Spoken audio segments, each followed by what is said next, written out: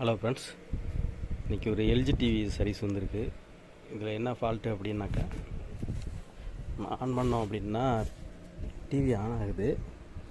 But picture பார்த்திங்கன்னா ஒரு negative மாதிரி இருக்குது, ஒரு தெளிவு இல்லாமல் இருக்குது. இப்போ இதை தான் நம்ம என்னென்னு பார்க்க போகிறோம். இன்றைக்கி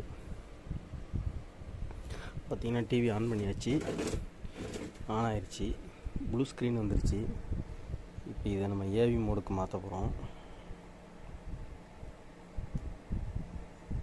பார்த்திங்கன்னா மெனுவெல்லாம் பாருங்கள், ஒரு கிளியராகவே இல்லை. இது என்ன ஃபால்ட்டு அப்படிங்கிறத நம்ம பார்க்க போகிறோம்.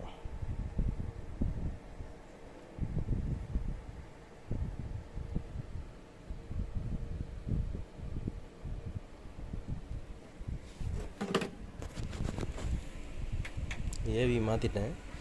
ஏவியை மாற்றணும்னு பாருங்கள், பிக்சர் இது மாதிரி ஒரு தெளிவு இல்லாமல் நெகட்டிவ் மாதிரி இருக்குது. இப்போ இதை பிரித்து நம்ம ஓப்பன் பண்ணி இது என்ன ஃபால்ட் அப்படிங்கிறத பார்ப்போம்.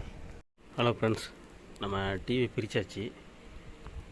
இப்போ இதில் என்ன ஃபால்ட் அப்படிங்கிறத பார்க்கணும். அதுக்கு முன்னே பார்த்திங்கன்னா அந்த இஹெச்டியை பாருங்கள், அங்கே ஃபார்க் ஆகிருக்கு. அதனால் நம்ம இந்த இஹெச்டி கப்பும் மாற்றி ஆகணும். என்ன பிரச்சனை இருக்குது அப்படிங்கிறத நம்ம செக் பண்ணுவோம் ஃப்ரெண்ட்ஸ்.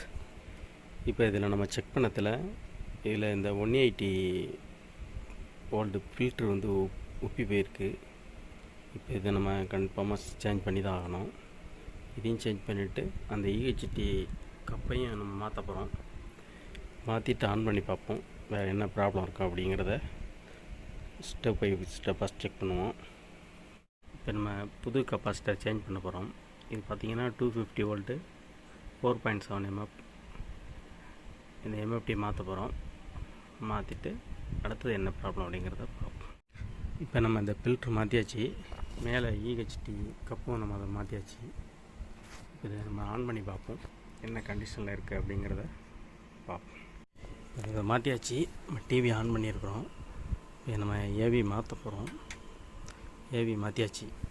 இப்போ பார்த்திங்கன்னா படம் நமக்கு தெளிவாகவே இருக்குது. இந்த வீடியோ பிடிச்சிருந்தா லைக் பண்ணுங்கள், ஷேர் பண்ணுங்கள், கமெண்ட் பண்ணுங்கள், சப்ஸ்கிரைப் பண்ணுங்கள்.